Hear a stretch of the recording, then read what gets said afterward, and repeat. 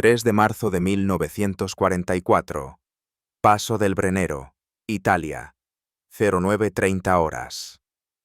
Altitud, 20.000 pies. El fuselaje del B-26. Marauder rechinaba al atravesar el aire gélido de los Alpes. El viento helado sacudía cada unión, vibrando a través de los remaches y las costillas de acero frío. La escarcha se deslizaba por el interior del cristal de la cabina, formando telarañas translúcidas sobre la blancura infinita de las montañas cubiertas de nieve. El olor a aceite flotaba en la cabina. El hedor a sudor, metal y cordita impregnaba cada rincón. El primer teniente Harold McIntyre, Mac, para su tripulación, ajustó su mascarilla de oxígeno con los dedos enguantados. Las sienes le latían por la presión. Los ojos, enrojecidos por noches de sueño inquieto, estaban fijos en la silueta que emergía entre nubes desgarradas, el depósito ferroviario del paso del Brennero. Abajo, las baterías antiaéreas alemanas aguardaban. 12 B-26 volaban en formación cerrada tras él, con los motores zumbando como una colmena a punto de ser golpeada. La misión debía haber sido un suicidio. Y, en realidad, casi lo fue. Mac no era el oficial de mayor rango a bordo, pero en esta misión, él era el bombardero líder. No por jerarquía, sino por elección, por decisión propia. Y esta vez, el visor de bombardeo montado en el morro no era reglamentario. Estaba ensamblado con piezas de desecho, cinta adhesiva y una lente recuperada de un caza derribado. Oficialmente, no existía. Pero las demás tripulaciones confiaban más en Mac que en cualquier manual. Se había ganado ese respeto. El cielo era despiadado. Nubes finas se deslizaban bajo ellos como gasas empapadas en leche helada. Abajo, el terreno escarpado se abría como una herida, con pequeños puntos negros, las piezas antiaéreas, incrustadas en los riscos como garrapatas en un cadáver. Desde esa altura, el enemigo parecía diminuto, como hormigas, insignificantes. Pero un solo proyectil podía arrancar un motor de cuajo. El sudor se acumulaba bajo su chaqueta forrada de lana. El arnés le presionaba la clavícula. Cada vibración del motor le atravesaba las botas, subía por el suelo metálico y se instalaba en lo profundo del estómago. El intercomunicador chisporroteó. 3 minutos para el objetivo, anunció el piloto con voz tensa y monótona. Mac no respondió. Ya estaba hundido en el visor, ajustando la mira como un cirujano a mitad de operación. La cinta seguía en su sitio. Apenas. Había memorizado cada rincón del depósito, la línea principal, las zonas de carga, las vías secundarias. Todo debía caer en un margen de 5 segundos. Conocía el viento, conocía la deriva, pero el equipo era nuevo. Nunca había sido probado en combate. Si fallaba, toda la formación esparciría su carga sobre campos y peñascos. Peor aún, alertarían a los artilleros y atraerían fuego mortal. Esto no era teoría, era confianza en la cinta y en el instinto.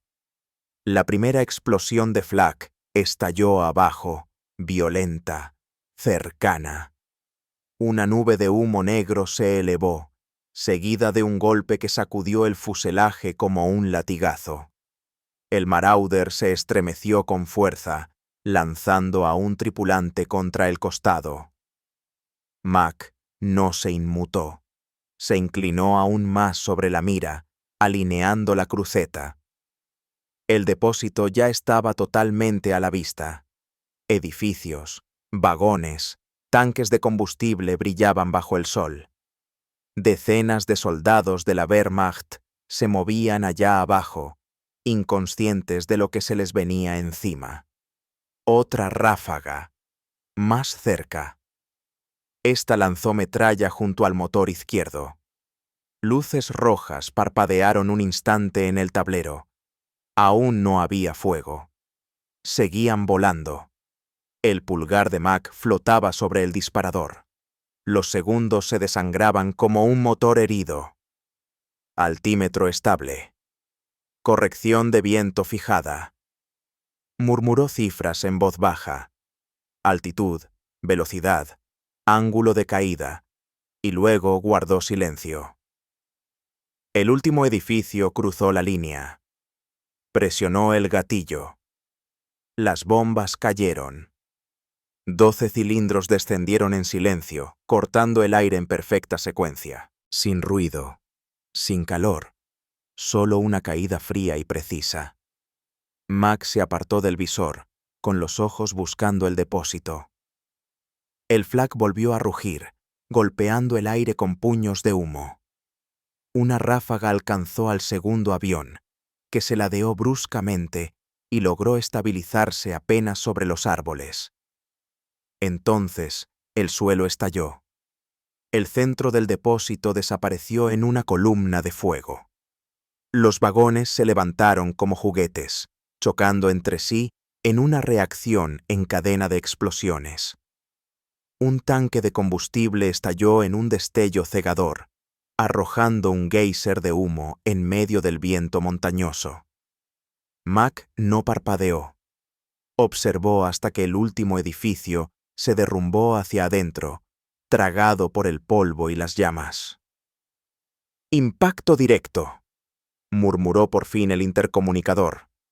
No era una celebración, era asombro.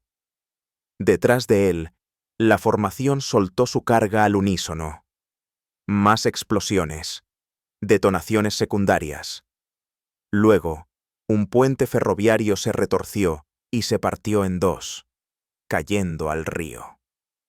El valle se convirtió en un horno de guerra, llamas anaranjadas sobre roca blanca como la nieve. Nadie en la tripulación habló durante un largo momento. Mac se dejó caer hacia atrás. Sus dedos, aún temblorosos, se aferraban al borde del visor. La frente apoyada contra el metal helado. El equipo improvisado no se había movido. La cinta adhesiva resistió. Uno por uno, los bombarderos viraron hacia el sur. Abajo, el depósito ardía. Mac cerró los ojos. El eco de las explosiones seguía retumbando en su cabeza. No sonrió. No dijo una palabra. Solo respiró el hedor de la cordita, el aceite y la goma quemada. No había terminado. Todavía tenían que volver a casa. Italia, enero-febrero de 1944. La campaña italiana se estanca. La guerra en Italia se había convertido en una hemorragia lenta y constante. El barro tragaba botas, los valles devoraban hombres y las montañas se burlaban de la estrategia aliada con una indiferencia brutal. En el aire, las cosas no iban mejor. El bombardeo de precisión, ese brillante dogma de las fuerzas aéreas del ejército estadounidense, estaba fracasando. No en silencio, de forma catastrófica. Tormentas invernales cubrieron los cielos durante semanas. Un denso manto de nubes transformó los objetivos en fantasmas. Las fotos de reconocimiento mostraban puentes intactos, líneas de suministro sin tocar, patios ferroviarios alemanes sin daños. Las bombas se lanzaban a ciegas, con la esperanza de tener suerte. La mayoría fallaba. Algunas mataban ganado, otras destruían casas civiles a más de 3 kilómetros del objetivo. Escuadrones enteros regresaban a la base con la mitad de su carga aún en la bahía, sin haber logrado siquiera vislumbrar el blanco. El problema no era solo el clima, era la doctrina, la mira Norden, alguna vez proclamada como el secreto que ganaría la guerra, Había sido diseñada para bombardeos a gran altitud y con cielo despejado. Requería tiempo, altura y visibilidad. En los Alpes no tenía ninguna de esas condiciones. Los objetivos eran pequeños, móviles, y estaban ocultos por el terreno. Los puentes se encontraban en cañones profundos. Los depósitos se aferraban a los acantilados. Los ingenieros alemanes colocaban las vías donde las miras no podían ver. Las tripulaciones empezaron a llamar a las misiones vuelo al tanteo. Algunos, con cinismo, rebautizaron la Norden como la Borden, por el aburrimiento, porque no les había ayudado a acertar en nada útil durante semanas. En tan solo un mes, los grupos de bombardeo 17 y 319 perdieron 18 aviones y más de 40 sufrieron daños.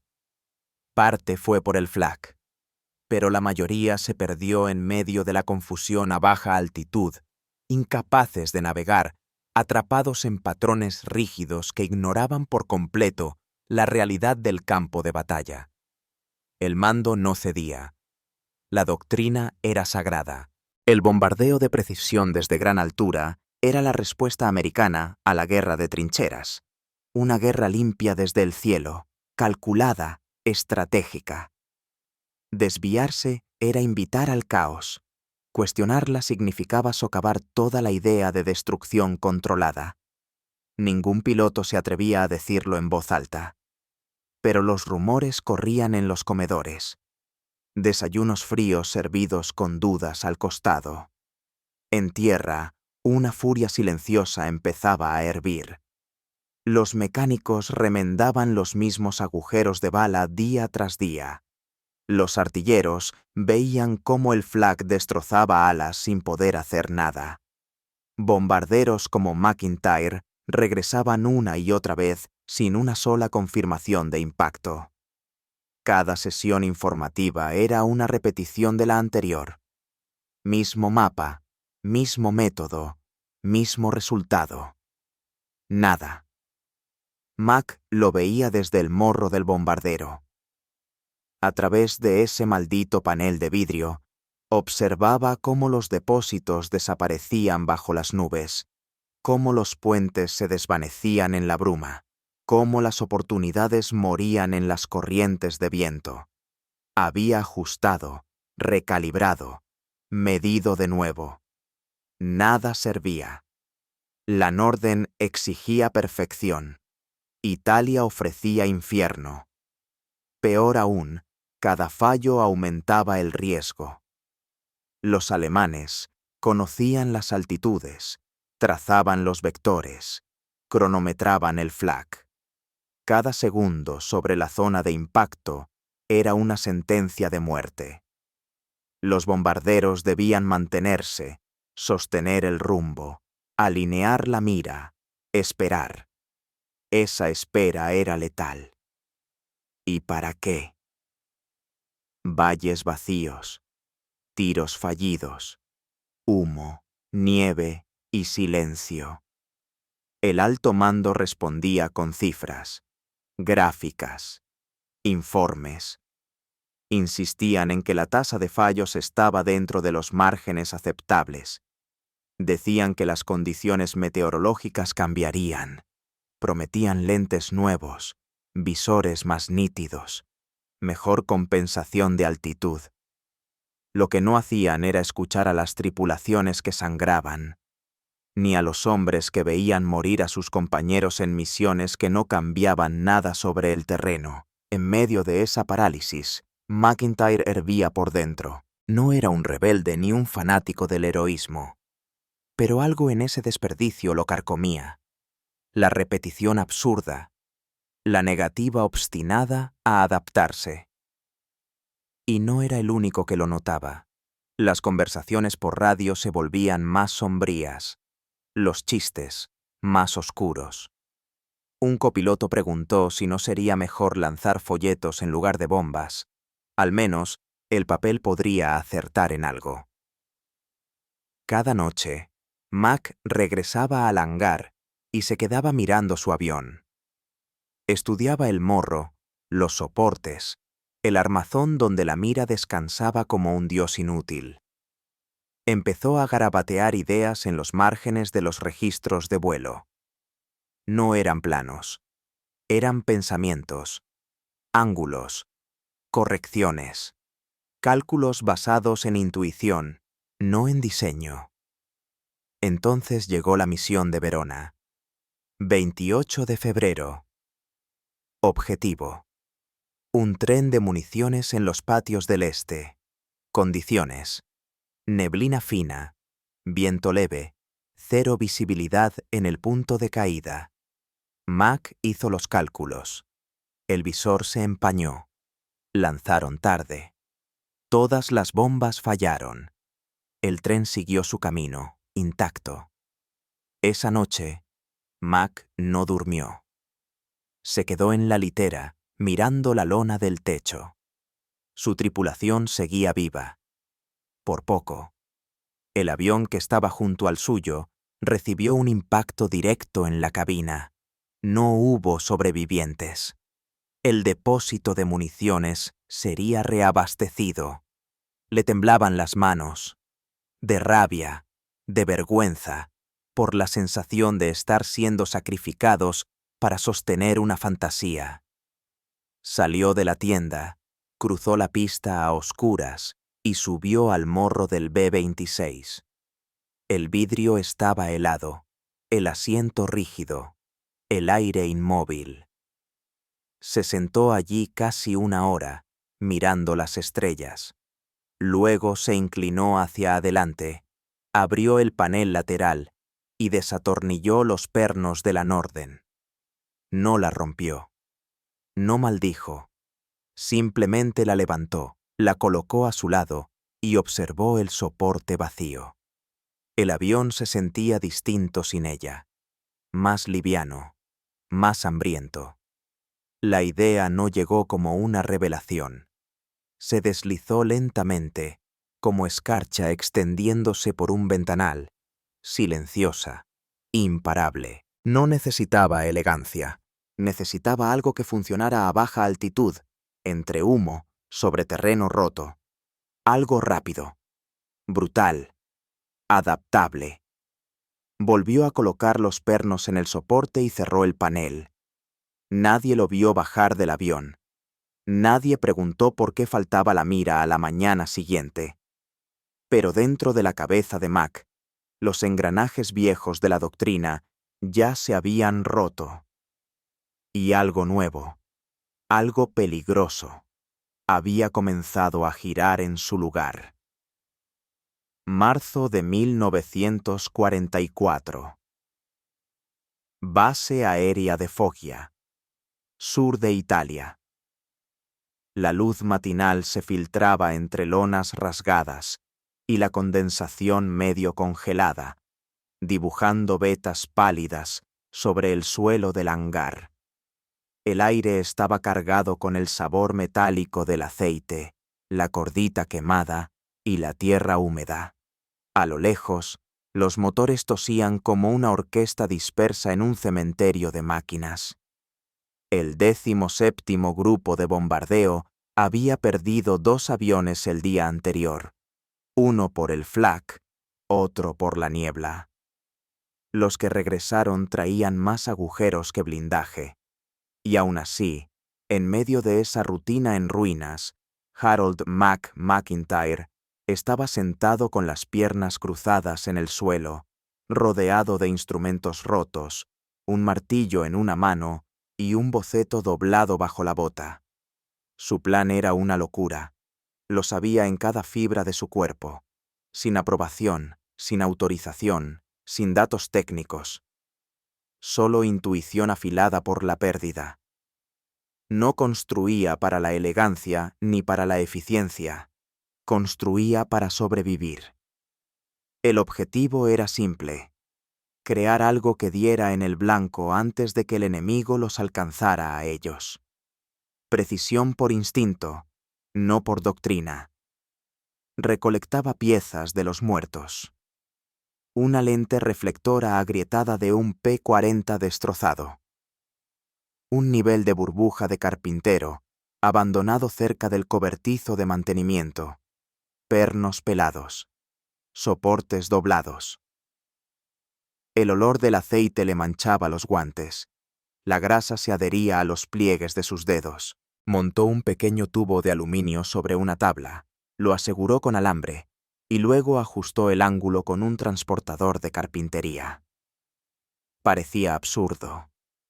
Más una invención infantil que un instrumento militar. Pero al agacharse tras él y alinear la mira, vio algo que la Norden jamás le había ofrecido: rapidez y sencillez. Trabajó sin descanso. Cada ajuste surgía de la memoria. Cómo derivaban las bombas, cómo los valles torcían el viento, cómo el altímetro mentía sobre las montañas. Su mente reproducía los impactos fallidos, las vidas desperdiciadas. 1000 detalles se ensamblaban en silencio. Apretó el último tornillo. Envolvió 2 capas de cinta adhesiva en una junta débil y dio un paso atrás. El artefacto le devolvía la mirada, tosco y desafiante. A la mañana siguiente, su tripulación se reunió alrededor del morro del Marauder. El sol brillaba sobre el vidrio como escarcha. Uno de los artilleros frunció el ceño. «¿Qué demonios es eso?», murmuró. Mac no alzó la vista.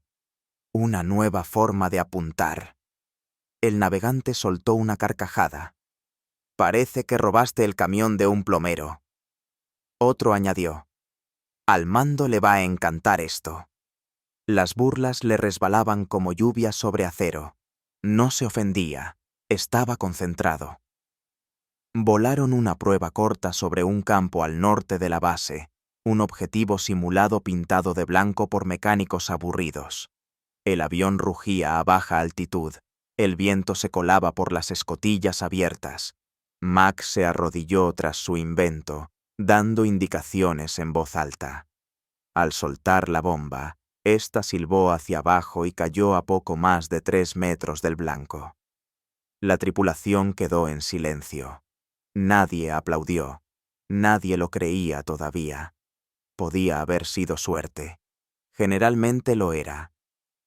Pero la suerte no se repite. La segunda bomba cayó igual de cerca. La tercera atravesó el círculo pintado justo en el centro, levantando tierra y humo hacia el cielo.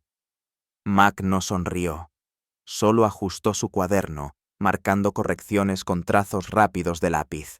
Los números importaban, los aplausos no. Esa noche, mientras la base dormía bajo un velo fino de niebla, él seguía en el hangar, recalibrando el montaje para lograr un ángulo de descenso más pronunciado. Una radio zumbaba en algún lugar cerca del comedor. El viento empujaba las lonas de las tiendas, susurrando a través de las rendijas. Cada sonido se amplificaba con el cansancio. Llevaba despierto 30 horas. Le ardían los ojos, pero sus manos se negaban a detenerse.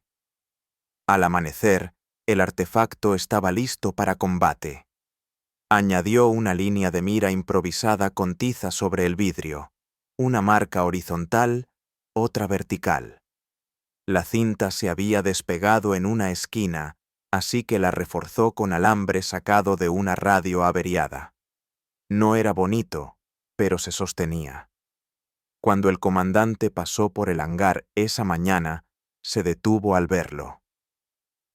«Mac, ¿qué demonios es eso?», preguntó, con un tono más de acusación que de curiosidad. «Ayuda de puntería improvisada, señor», respondió Mac con calma. El oficial alzó una ceja, miró el artilugio y luego negó con la cabeza. «Estás completamente loco». Esa noche, Mac recibió sus órdenes. Objetivo: el nudo ferroviario de Verona. Clima: impredecible. Misión: Ataque de precisión a baja altitud. Le asignaron el rol de bombardero principal nuevamente, sin explicación. Tal vez una prueba, tal vez un castigo. No preguntó, simplemente guardó sus notas, ajustó los guantes y deslizó la mano sobre el aluminio frío y remendado del Marauder. No había informado al mando sobre la modificación completa. Si fallaba, nadie lo recordaría. Si funcionaba, nadie lo creería. Su reputación no valía salvarse, pero la vida de su tripulación sí. A medianoche, se sentó solo en la cabina, escuchando el tic-tac de la bomba de combustible y el murmullo lejano de insectos nocturnos más allá de la pista. Pensó en cada hombre que no regresó, sus literas vacías, sus aviones carbonizados, la fila interminable de placas de identificación en la pared del comedor. Apoyó una mano sobre la mira. La cinta adhesiva se sentía tibia bajo su toque. Muy bien, susurró para sí. Vamos a ver si esta maldita cosa vuela. Afuera, el viento nocturno traía el olor de la lluvia. Relámpagos titilaban en el horizonte, sobre Verona. El cielo estaba oscuro, pesado y esperando. 2 de marzo de 1944. Verona, norte de Italia. El amanecer rompió con un color de acero. El cielo colgaba bajo, gris e hinchado, presionando sobre la base aérea como una tapa pesada. Los equipos en tierra se movían entre charcos que reflejaban las alas de los bombarderos en espera, cada máquina temblando levemente mientras sus motores tosían al arrancar.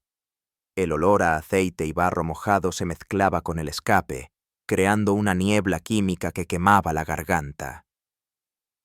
En algún lugar del otro lado de la pista, una sirena sonó una vez, larga y hueca, haciendo eco entre los hangares antes de desaparecer con el viento. Harold McIntyre subió al compartimento de nariz del B-26, agachándose bajo el mamparo, las botas resonando sobre el suelo de aluminio. Su aliento empañó el vidrio frente a él. Lo limpió con el guante, revelando la oscura silueta de los Alpes en la distancia, sus picos fantasmas cubiertos de nieve. La pizarra de misiones decía Patio Ferroviario de Verona. Una descripción simple para una sentencia de muerte. El objetivo estaba a cielo abierto, fácil de ver, imposible de sobrevivir. Pasó la mano por el marco de su mira improvisada. La cinta adhesiva estaba deshilachada, los pernos un poco sueltos. No importaba. No había sido hecha para lucir bien. Había sido hecha para decir la verdad. Ajustó la alineación con una llave inglesa, sus movimientos firmes a pesar del temblor en la mandíbula. «¡Prepárense!», crepitó la voz del piloto por el intercomunicador. Mac respondió sin levantar la vista. «Estamos listos». Los motores rugieron a máxima potencia, un sonido que devoró todo pensamiento. El bombardero se alzó en la mañana gris, las ruedas salpicando barro, las alas cortando la niebla. La formación subió entre las nubes, 12 aviones en una V escalonada, cada uno con el vientre lleno de explosivos. El aire era áspero. Las ráfagas sacudían el fuselaje. El hielo se formaba en los bordes delanteros de las alas. Dentro, la tripulación trabajaba en silencio. Cada hombre atrapado en el ritmo de su deber, cada uno consciente de lo fácil que ese deber podía volverse muerte. A 10.000 pies, la visibilidad cayó casi a cero.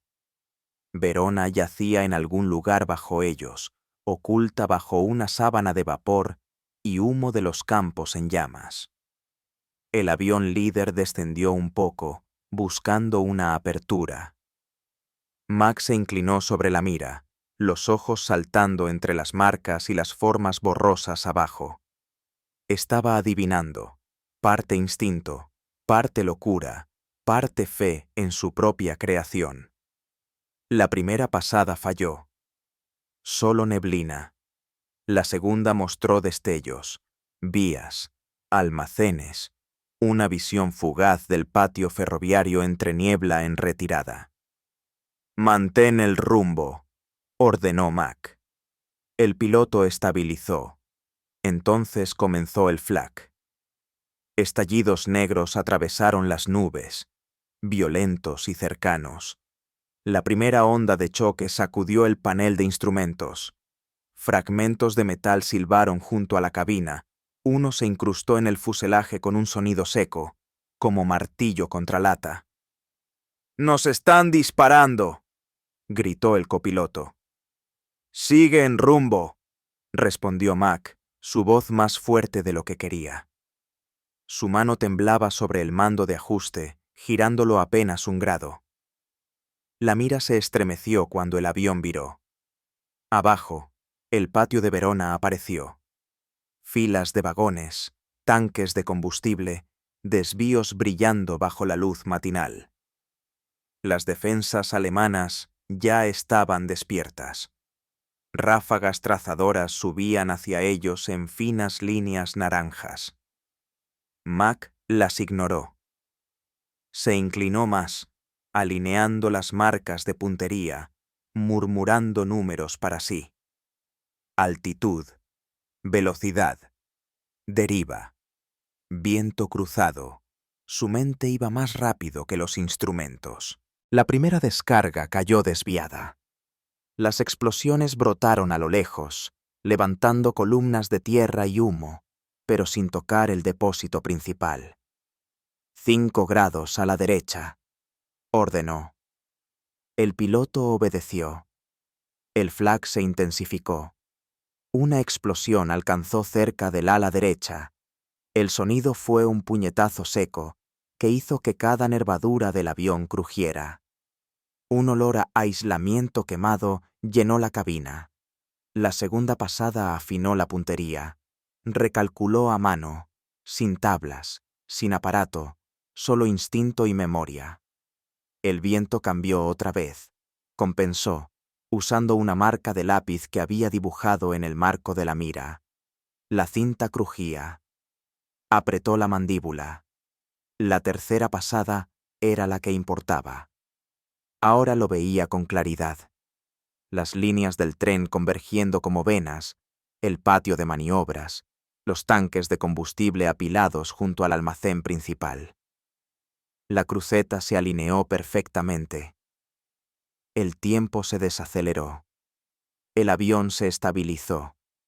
Presionó el gatillo.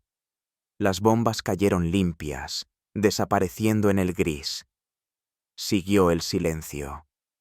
Y, 1 segundo después, la luz. Un solo destello. Luego otro. Y entonces una cadena de detonaciones se extendió por el depósito como el latido de un gigante moribundo. La onda expansiva subió en una nube rodante de fuego y polvo. El olor a aceite quemado alcanzó a la tripulación momentos después, denso y metálico incluso a esa altitud. Mac no se movió. Observó a través del vidrio hasta que las llamas devoraron el patio. El piloto gritó por el intercomunicador: «¡Impacto directo!». Pero las palabras apenas le llegaron. Detrás de ellos, los demás bombarderos soltaron su carga guiados por su señal. Más explosiones siguieron, fundiéndose en un rugido continuo que sacudió el cielo. La formación viró, los motores forzados mientras subían hacia el sur. Uno de los aviones escoltas recibió una explosión directa en el fuselaje y cayó en espiral, dejando un rastro de humo. No hubo paracaídas. Mac se dio vuelta. No miró su caída. Ya había visto morir suficientes aviones por un día. La base estaba en silencio cuando aterrizaron. Los mecánicos corrieron a inspeccionar los daños. El morro del bombardero estaba salpicado de agujeros, la pintura chamuscada en torno al marco. Mac bajó por la escalera, con las piernas débiles, el uniforme empapado de sudor. El comandante los esperaba junto al hangar, con las manos cruzadas tras la espalda. «¿Cómo fue?», preguntó. Mac le entregó el carrete de película de la cámara del morro. «Mírelo usted mismo», dijo, y se alejó. Horas después, el reconocimiento confirmó lo que todos ya sabían. 3 impactos directos en el patio ferroviario principal. Incendios secundarios extendiéndose por los desvíos del este. 2 locomotoras destruidas, el tren de municiones aniquilado. El depósito había desaparecido. A la mañana siguiente, el comandante se presentó fuera de la tienda de Mac con el mismo carrete en la mano. No dijo nada, solo lo levantó y asintió una vez. Detrás de su expresión tranquila, algo había cambiado. Mac cerró la lona de la entrada, encendió un cigarrillo y se quedó mirando el sol elevarse sobre la pista. El cielo ahora estaba despejado, de un azul imposible. Las montañas parecían inofensivas a la luz del día. Exhaló despacio, el humo enroscándose en el aire fresco de la mañana. La mira con cinta adhesiva seguía en el morro del bombardero, intacta, esperando la próxima misión. El ataque a Verona no solo dejó un cráter en la logística alemana, abrió una fisura silenciosa en la doctrina aliada. La noticia se propagó más rápido que los camiones cisterna podían llenar los depósitos. En los descansos entre herramientas y cigarrillos, los equipos de tierra compartían historias. Cómo un bombardero había soltado su carga con una precisión aterradora. Cómo una mira casera superó a la Norden. Cómo un teniente con grasa en el cuello dejó en evidencia a toda la cadena de mando. Para el tercer día, ya no era un rumor, era un informe. Las fotografías confirmaban la devastación. Líneas ferroviarias destrozadas, depósitos de combustible convertidos en cráteres, desvíos de vía fundidos en metal retorcido. El mando intentó tacharlo de coincidencia, un golpe de suerte, una anomalía. Pero las anomalías no se repiten 3 veces seguidas. El reconocimiento posterior a los bombardeos reveló patrones ajustados, consistencia. Alguien había cambiado las reglas a mitad del juego. Mac no pidió reconocimiento. Ni siquiera hablaba en las sesiones de informe, salvo cuando se lo exigían. Su tripulación, ahora apodada los del visor chatarra, tampoco decía mucho, pero los ingenieros empezaron a presentarse frente a su tienda. Primero un capitán del comando de armamento, luego un especialista técnico desde Bari.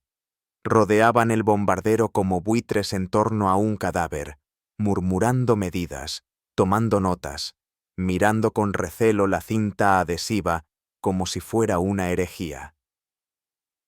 Pidieron una demostración. Mac no dio ninguna. Les dijo que lo volaran ellos mismos.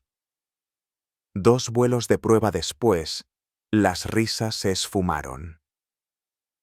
Para el 6 de marzo, mecánicos del 319 Grupo de bombardeo, llegaron con herramientas en mano, pidiendo los planos de Mac. No había planos. Solo ángulos garabateados en servilletas y ajustes hechos con el ojo de un carpintero. Aún así, los guió paso a paso, explicando cómo corregir la deriva visualmente a baja altitud, por qué la velocidad importaba más que la estabilidad, cómo calcular el avance del objetivo usando la curvatura del vidrio de la nariz como referencia. Sin tablas, sin cálculos, solo memoria y una línea de mira dibujada con lápiz graso. Montaron copias del artefacto en 4B26+, usando piezas de aviones estrellados. Algunos tenían lentes ligeramente mejores, otros no alcanzaban la precisión de Mac, pero volaban y acertaban. 2 misiones sobre Udine lo confirmaron, luego Vicenza, después Bolzano. La precisión aumentó un 30%. Algunas bombas cayeron a escasos metros del blanco, y cada vez era el visor feo y remendado de Mac el que lideraba el ataque. Los oficiales ya no podían ignorarlo. El 10 de marzo, un coronel de logística voló desde Nápoles con una carpeta en mano y el ceño fruncido. Inspeccionó la mira por menos de un minuto antes de declararla modificación no autorizada de equipo estratégico. Mac escuchó sin inmutarse. Cuando le preguntaron si había desobedecido órdenes directas, respondió que nadie le había dado ninguna. El coronel se fue con la cara encendida. Esa misma noche, 2 aviones equipados con el nuevo visor impactaron un convoy ferroviario en movimiento cerca de Trento. El convoy no volvió a moverse. Para el 12 de marzo, empezó a circular una nueva orden, silenciosa, sin firmar, pasando de mano en mano entre los jefes de escuadrón. Permitía la modificación en campaña de marcos de alineación de miras de bombardeo para flexibilidad táctica en condiciones obstruidas. Ningún nombre, ninguna mención de cinta adhesiva, pero era luz verde. Los pilotos empezaron a pedir el artefacto por su apodo, la mira Mac. Incluso los escépticos se rindieron. Un comandante de escuadrón que se había burlado del diseño semanas atrás, ahora llevaba los ratios de alineación manuscritos de Mac doblados en su chaqueta. Los llamaba los códigos de trampa. Los mecánicos, exhaustos y sin descanso, empezaron a fabricar las miras más rápido de lo que podían contarlas. Se formaron líneas de montaje improvisadas con bancos de herramientas y mesas plegables. Se recuperaban lentes de cazas dañados. Los niveles de burbuja desaparecían de los kits de carpintería. La cinta adhesiva se volvió más valiosa que la morfina. En 6 días, 28 aviones de 4 grupos diferentes volaban con variantes del visor. Ninguno falló su objetivo principal. Uno de los vuelos ni siquiera usó fotos de reconocimiento, solo un boceto rudimentario de Mac y un rumbo de brújula. Aún así, alcanzaron el patio ferroviario de Ferrara en el centro exacto, pero el éxito trajo nuevos problemas. El 86.O, Grupo Caza Bombardero, se enteró de la innovación y solicitó una demostración. Sus aviones no usaban miras de bombardeo. Volaban bajo, rápido y a lo bestia. Pero estaban hartos de adivinar. Querían algo, lo que fuera, que les diera una ventaja contra blancos en movimiento. Mac adaptó el artefacto a un P-47 Thunderbolt. No era bonito. El piloto voló con la mira atornillada junto a su punto de puntería, entrecerrando los ojos para alinear de lado. Aún así, logró un impacto directo sobre un convoy alemán cerca del lago de Garda. 2 camiones explotaron. Un coche del Estado Mayor voló a la zanja. La noticia llegó al alto mando antes de que el piloto aterrizara. Esa misma noche, un oficial de inteligencia del Estado Mayor visitó el hangar y, en voz baja, pidió observar el invento. Mac no respondió. Solo señaló la nariz del B-26, donde la mira seguía pegada, manchada de carbón y cargada de historia. El oficial se fue sin decir otra palabra. Pero 4 horas más tarde, llegó un telegrama del cuartel general de las Fuerzas Aéreas Aliadas del sur de Europa. Solicitaba una copia del artefacto para evaluación técnica y análisis comparativo. Mac no envió ninguna. En su lugar construyó otra con sus propias manos, ligeramente más limpia, un poco más ajustada. No incluyó instrucciones, solo una nota. Comprueba si funciona antes de decirme por qué no debería. 2 días después, ese visor voló en una prueba desde Bari y alcanzó un depósito en la ladera a través de la niebla. 4 impactos directos. Un incendio secundario. Ya no era un truco improvisado, era un arma. Y detrás de ella estaba el hombre al que nadie ascendía, nadie condecoraba, nadie citaba en los informes. Solo un bombardero con una caja de herramientas, una jaqueca y un odio profundo por la frase procedimiento estándar. El artefacto ya tenía nombre, susurrado entre pilotos en las salas de briefing, garabateado en pizarras bajo los números de altitud, el arreglo de Mach. Y estaba reescribiendo la guerra. 28 de marzo de 1944. Paso del Brennero, Italia. 10:07 horas. El viento sobre el paso del Brennero no aullaba, rugía. Ráfagas frías y cortantes golpeaban al bombardero líder como palmas abiertas, azotando las alas con puños invisibles. 12 B-26.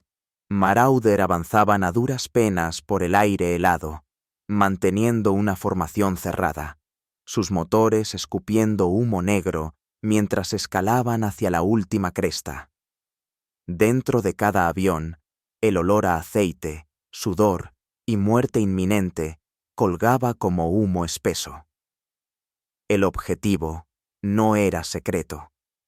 Inteligencia lo había marcado como prioridad negra. Los alemanes lo llamaban intocable. Un embudo de acero y piedra, encajado entre montañas, reforzado con torres antiaéreas, búnkeres y cañones ferroviarios. El centro ferroviario del Brennero, la arteria del Reich. Cada tonelada de combustible, cada fusil, cada envío de blindados de Múnich al frente italiano pasaba por esas vías. A las 9:43, la radio crujió dentro del bombardero de Mach. Posiciones enemigas confirmadas. Flak activo. Inicien la pasada final. La voz sonaba calmada, cansada, resignada. Mach no respondió. Estaba demasiado ocupado revisando el artefacto. Sus manos se movían rápido, ajustando pernos, calibrando el nivel de burbuja, limpiando la escarcha del vidrio. Las líneas de mira dibujadas con tiza en el panel de la nariz se habían corrido por la condensación. Las repasó con un trozo de carbón, su aliento empañando el cristal en ráfagas. Abajo, el paso se extendía como un cañón de metal y fuego. Las vías retorcidas entre las rocas convergían en un nudo central lleno de camiones de la Wehrmacht y vagones de combustible. Las baterías antiaéreas brillaban entre los acantilados, escupiendo proyectiles al cielo como dioses furiosos. Una de ellas estalló cerca de la punta del ala izquierda del segundo bombardero en la formación. Se tambaleó, luego se estabilizó, con un agujero limpio atravesando el fuselaje. «Mantén la formación», murmuró el piloto de Mach. Sus nudillos, blancos como el hueso, apretaban el acelerador. Los Marauder descendieron a 9000 pies. Un error sobre el papel, un suicidio en la práctica, pero la única forma en que el dispositivo de Mach funcionaba. La altitud no significaba nada si no se podía ver el objetivo. Y ahora lo veía. Apenas, entre velos de humo y ráfagas de nieve lanzadas de lado por el viento de montaña. Estaban lo suficientemente cerca como para ver movimiento en tierra. Tropas corriendo entre los vagones. Reflectores peinando el cielo. Un tren entrando al depósito. Ahora, Importaba el tiempo, no los cálculos, no la doctrina, solo el instinto y los nervios. La primera explosión de flak alcanzó al bombardero detrás de Mac. Un estallido sordo sacudió el cielo, seguido por un destello. La metralla chilló al pasar junto a la cabina. Mac no giró, no respiró. Se inclinó sobre la mira, ajustó la deriva y murmuró un número. El piloto lo repitió. Curso corregido. Fuego trazador cosía el cielo. Líneas naranjas cruzaban frente al parabrisas. El corazón de Mac golpeaba en su pecho como un martillo de demolición. Pero las líneas en la mira seguían firmes. El depósito se acercaba. A las 10:07 dio la orden de soltar. Las bombas cayeron. 12 paquetes de destrucción lanzados hacia la tierra. No las miró descender. Ya lo sabía. Y entonces, el impacto. El patio ferroviario desapareció bajo una cortina de fuego. Las ondas expansivas se alzaron como puños. Los vagones salieron volando como juguetes. El centro del complejo se desintegró en un cráter. Luego vinieron los tanques de combustible, encendiéndose uno tras otro en una cadena de estallidos que hicieron temblar los acantilados. Otro bombardero, detrás del de Mac, soltó su carga sobre los restos de un almacén y partió por la mitad un puente de concreto. Una nueva explosión sacudió el lado izquierdo de la formación. Un avión recibió un impacto directo en la raíz del ala. Se inclinó bruscamente y entró en espiral, desapareciendo tras la cresta en una mancha de humo negro. No hubo paracaídas. Los aviones restantes no titubearon. Uno tras otro liberaron sus bombas, siguiendo la marca de Mac, confiando en su invento sin cuestionar el caos que estallaba a su alrededor. En 90 segundos, el centro del Brennero había desaparecido. No dañado, borrado. El cielo seguía siendo peligroso. Más flak explotó. 2 motores se incendiaron. Un tercer bombardero salió de formación, cojeando, con pérdidas de fluido hidráulico y hollín negro. Una tripulación reportó que su bombardero había sido alcanzado. La sangre cubría el visor de la mira. Mac no habló. Extendió la mano, activó un interruptor de respaldo y se recostó. El artefacto seguía intacto, agrietado, manchado. Una pieza se había desprendido, dejando expuesta la cinta adhesiva. Pero había resistido. Mientras la formación viraba hacia el sur, descendiendo hacia los valles bajos, Mac por fin exhaló.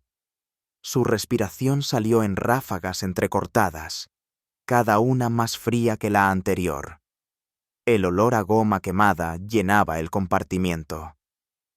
A las 10:19 llegó el informe final por el intercomunicador. Objetivo destruido. Depósito completamente neutralizado. Regresamos con daños graves. Mac no celebró. Sacó su libreta, anotó 2 cifras, corrección de deriva y compensación de viento cruzado, y cerró la tapa con un chasquido. Cuando aterrizaron, la base estaba en silencio. Los mecánicos observaban los aviones dañados. Los oficiales se reunían alrededor de las mesas de fotos sin decir palabra. Un joven cabo de reconocimiento entró con las primeras impresiones. Las colocó una por una. Imágenes en blanco y negro de una ruina. Rieles retorcidos como alambre. Cráteres horadando el concreto. Incendios aún ardiendo. Mac estaba al fondo de la tienda, con los brazos cruzados, el uniforme empapado de sudor, los ojos inyectados en sangre, la piel alrededor de la boca manchada de carbón. un piloto rompió el silencio. 12 objetivos. Susurró. 12 impactos. Ya nadie se reía. Nadie cuestionaba la cinta adhesiva. El dispositivo había convertido una misión suicida en una sinfonía de destrucción. Y en algún lugar bajo las montañas, la maquinaria de guerra del eje acababa de recibir una herida que no olvidaría. Abril de 1944. Sur de Italia y más allá, el humo sobre el paso del Brennero aún no había dejado de ascender cuando el cambio comenzó a infiltrarse en las filas como una orden no pronunciada. Sin trompetas, sin anuncios, solo silencio, movimiento y acero. El 1 de abril, el bombardero de Mack descansaba frío al borde de la pista. El artefacto seguía en su sitio, manchado de carbono y mellado por la vibración, sus bordes envueltos en cinta nueva para cubrir las grietas. Los mecánicos ya no hacían preguntas. Limpiaban el cristal, revisaban el marco y asentían en silencio. Dentro de la tienda de oficiales, se desplegaban nuevos mapas de vuelo. Aparecían blancos más allá de las líneas enemigas. Centros que antes se consideraban inalcanzables. Los planificadores trazaban rutas a lápiz con las especificaciones de la mira de Mack garabateadas en los márgenes. Entrada baja, salida brusca, altitud máxima, 9.500 pies. No lo llamaban doctrina, pero se estaba convirtiendo en una. El cambio fue quirúrgico. Se actualizaron los manuales en silencio. Se añadieron diagramas. Los instructores de Bari y Nápoles comenzaron a enseñar a los bombarderos a improvisar por debajo del umbral visual. Lo que realmente querían decir era: copien el montaje de Mack, o al menos el principio detrás de él. Las tripulaciones se adaptaron rápido. No eran leales al equipo, eran leales a los resultados. Y los resultados seguían llegando. Durante las siguientes 3 semanas, B-26 modificados lograron impactos críticos en depósitos de munición cerca de Trieste, destruyeron convoyes de combustible en terreno montañoso cerca de Innsbruck y paralizaron cruces ferroviarios que habían eludido bombardeos a gran altitud durante 6 meses seguidos. Cada impacto confirmado añadía una victoria silenciosa al legado de Mack, aunque su nombre nunca apareciera en los informes. Pero hubo costes. El 8 de abril, un piloto con mira modificada cayó sobre el valle del Po. Una ráfaga de flak lo alcanzó a mitad de la pasada. Su bombardero sobrevivió, salió arrastrándose con ambas piernas rotas y fue rescatado 2 días después. Juró que las bombas impactaron exactamente donde debían. Mack lo visitó en el hospital de campaña. No dijo mucho, solo se quedó de pie unos segundos. Luego dejó un papel doblado sobre la bandeja del herido. Un nuevo diagrama de la mira, sin refinar, sucio, manchado de lápiz graso. «Prueba esa alineación la próxima vez», murmuró antes de marcharse. Las heridas no detuvieron la propagación. La aceleraron. Las tripulaciones comprendieron que la única defensa era la precisión. Cuanto más rápido el lanzamiento, más corta la exposición. El dispositivo de Mack se convirtió en la respuesta de primera línea contra el flak. En las sesiones informativas, los sargentos subrayaban 3 palabras. La primera pasada cuenta. A mediados de abril, más de 200 bombarderos de múltiples escuadrones volaban con alguna versión de la mira. No había 2 iguales. Algunos usaban ópticas recuperadas de P-51. Otros montaban niveles de burbuja sobre soportes metálicos. Unos pocos iban soldados directamente al cono de nariz. toscos, improvisados, efectivos. Los ingenieros del mando no tuvieron más remedio que responder. El 14 de abril, un memorando circular del cuartel general de las Fuerzas Aéreas Aliadas se distribuyó por todo el sector sur. Iniciativa de calibración de miras de campaña. Se anima a todas las tripulaciones a documentar improvisaciones exitosas de puntería para su revisión centralizada. Traducción. Vamos a robar su idea. Ayúdennos a hacerlo más rápido. Mac no se opuso. Nunca quiso reconocimiento. Quería resultados. Pero bajo la superficie, el sistema se revolvía incómodo. El alto mando no toleraba arreglos rebeldes ganando tracción. Necesitaban control, regulación, uniformidad. Lo que Mac había creado no podía patentarse, ni producirse en masa, ni estandarizarse. Eso lo hacía peligroso. El 17 de abril, sin ceremonia, Mac recibió nuevas órdenes. Reasignación. División de logística. Coordinación terrestre. Sin explicación. Sin audiencia. Solo un papel doblado y un apretón de manos del comandante de escuadrón. «Salvaste vidas, teniente», dijo en voz baja. «Por eso te están trasladando». Mac no discutió. Guardó su libreta, desmontó el dispositivo de la nariz y dejó el B-26 bajo el sol naciente. Una niebla fina llegaba desde el norte. Olía a combustible, hierba y mañana. El avión voló 2 veces más con un nuevo bombardero. La mira fue reemplazada por una Norden recién salida de fábrica. Ambas misiones fallaron. Entonces, sin previo aviso, la vieja tripulación de Mac recibió un mensaje. Reinstalen la mira. Usen la alineación de respaldo. El mando no lo aprobaría, pero nadie los detendría tampoco. Y así lo hicieron. Y los impactos regresaron.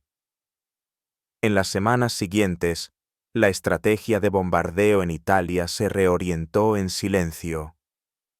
Menos ataques a gran altitud, más ataques a baja cota. Los planificadores comenzaron a apoyarse en lo impredecible. Lo llamaban agilidad táctica. Pero las tripulaciones sabían la verdad. Era el fantasma de Mac en cada cono de nariz. Un piloto clavó un trozo de metal sobre su mira de bombardeo, doblado, chamuscado y cubierto de anotaciones a mano. Arreglo de Mac. No remover. El mando nunca emitió una condecoración. Sin medallas, sin menciones, sin discursos. Pero empezaron a aparecer rumores en los informes de acción. Sistema de puntería atribuido al éxito del ataque. A veces tenía nombre. La mayoría de las veces, solo una designación. En Bari, un joven oficial de inteligencia garabateó una nota al margen de un informe. Este sistema supera las ópticas calibradas por debajo de 12.000 pies. ¿Confirmar origen? Nadie respondió. Mac se instaló en su nuevo trabajo de oficina como un hombre que viste el uniforme de otro. Escribía informes. Medía cargas de combustible. Trazaba rutas de suministro. Todo mientras observaba la guerra desde una ventana, en vez de a través de una mira. Pero por las noches, sacaba el cuaderno de bocetos. El mismo del hangar. Añadía nuevas medidas. Ángulos. Diseños teóricos para cazas. Marcos más estables contra vibraciones. Notas para alguien más, quizá. No había terminado. Pero la guerra había decidido que, por ahora, había terminado con él.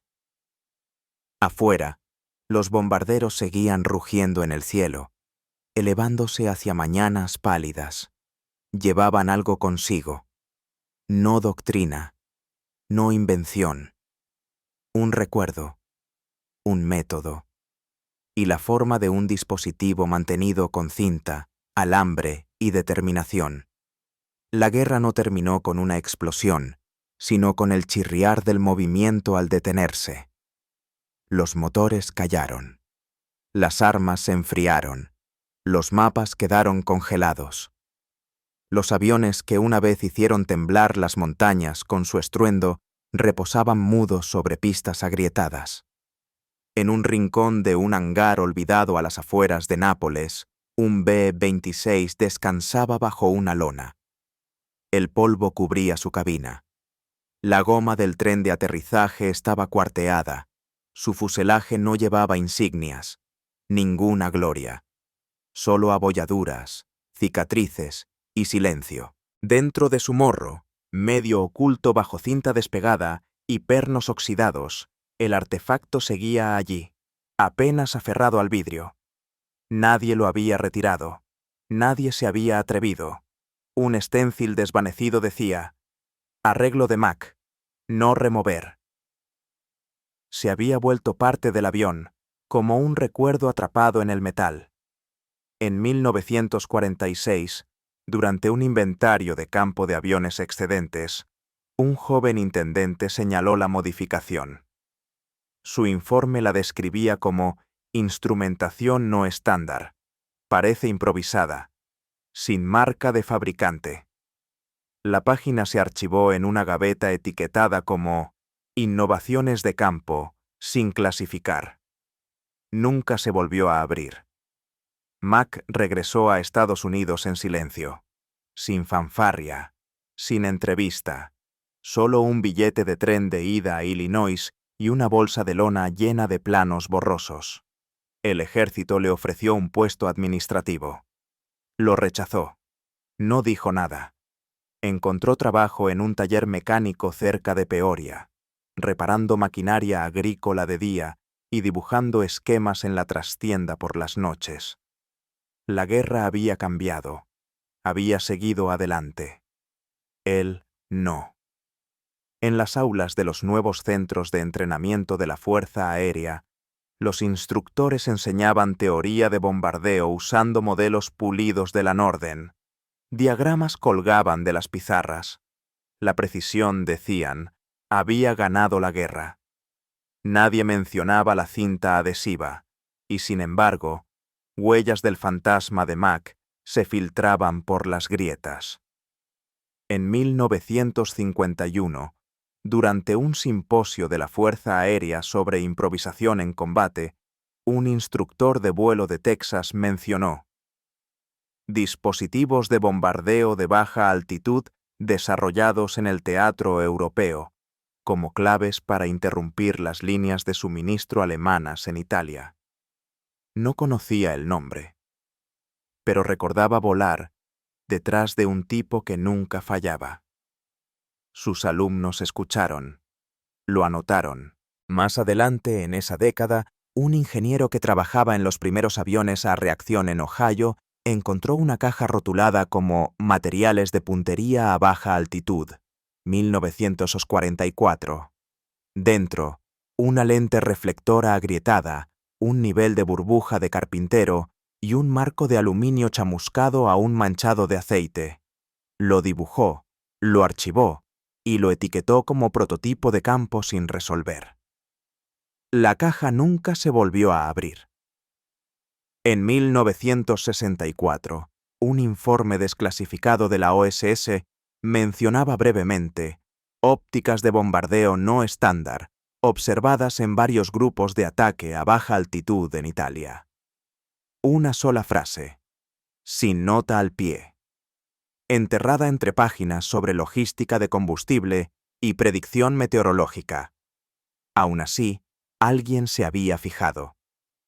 El artefacto reapareció en 1978, por accidente. En una pequeña exhibición aérea, en el sur de Illinois, un entusiasta de la aviación restauró un B-26 rescatado de un desguace en Arizona. Al retirar el panel del morro, Encontró un visor corroído atornillado al soporte. El diseño no tenía sentido. No figuraba en ningún manual. Lo limpió, lo observó, luego lo volvió a cablear para darle estabilidad. Durante un vuelo de prueba, notó algo extraño. El avión seguía mejor su rumbo en giros a baja altitud cuando usaba la mira para corregir la dirección. Documentó el hallazgo en su bitácora de vuelo. Dispositivo de puntería sin identificar mejor a la intuición del ángulo de bombardeo. Posiblemente experimental. Posiblemente solo suerte. Lo mantuvo en el avión. Nunca lo volvió a quitar. Para los años 80, Mac llevaba tiempo retirado.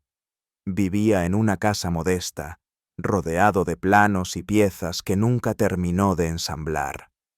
Nunca hablaba en reuniones de veteranos. Nunca escribió memorias. La guerra vivía en sus manos, no en su voz. Algunos de su tripulación seguían en contacto. La mayoría se desvaneció con el tiempo. Uno de ellos, su viejo copiloto, le envió una carta en 1983. Dentro iba una fotocopia de un análisis de campo recién desclasificado. Visor reflex ajustado en campo, tipo B, derivado de ayuda de alineación fabricada por la unidad. Impacto operativo confirmado en el sur de Italia. La última línea decía: contribuyente principal, desconocido. Mac lo leyó una vez, lo dobló y lo puso bajo su taza de café. Nunca volvió a mencionarlo, y aún así, las huellas del artefacto se negaban a desaparecer. En una película de entrenamiento de bombarderos de 1991, un coronel retirado de la Fuerza Aérea ofreció un breve monólogo sobre la flexibilidad en el campo. Contó la historia de un bombardero sin nombre que pegó una mira al vidrio y reescribió el reglamento. La audiencia rió. Él no. En algún archivo de museo, un curador catalogó el mismo dispositivo oxidado como aparato óptico improvisado, origen indeterminado. Reposa en una estantería, bajo una orden impecable, sin medallas, sin reconocimiento oficial, sin estatua. Pero a través de generaciones, los pilotos transmitieron frases que no tenían sentido sobre el papel. Confía en la línea, no en la marca. A veces la mira torcida da en el blanco. Los ajustes de fábrica no ganan guerras. Los del campo sí. Nunca supieron de dónde venían esas frases, pero algunos, los que volaron bajo, los que vieron el mundo a través de vidrio agrietado y cruces manchadas de carbono, recordaban: no al hombre, no el nombre, sino la forma, la cinta, el fantasma que persistía en cada morro donde los hombres soltaban hierro sobre la historia y rezaban por acertar. Y en un viejo hangar a las afueras de Nápoles, el B-26 seguía en pie, golpeado por el clima, medio olvidado, con el morro levemente inclinado hacia abajo, como si aún buscara el próximo objetivo. Dentro, la mira seguía allí, desgastada, deshilachada, entera. Nadie se atrevía a tocarla.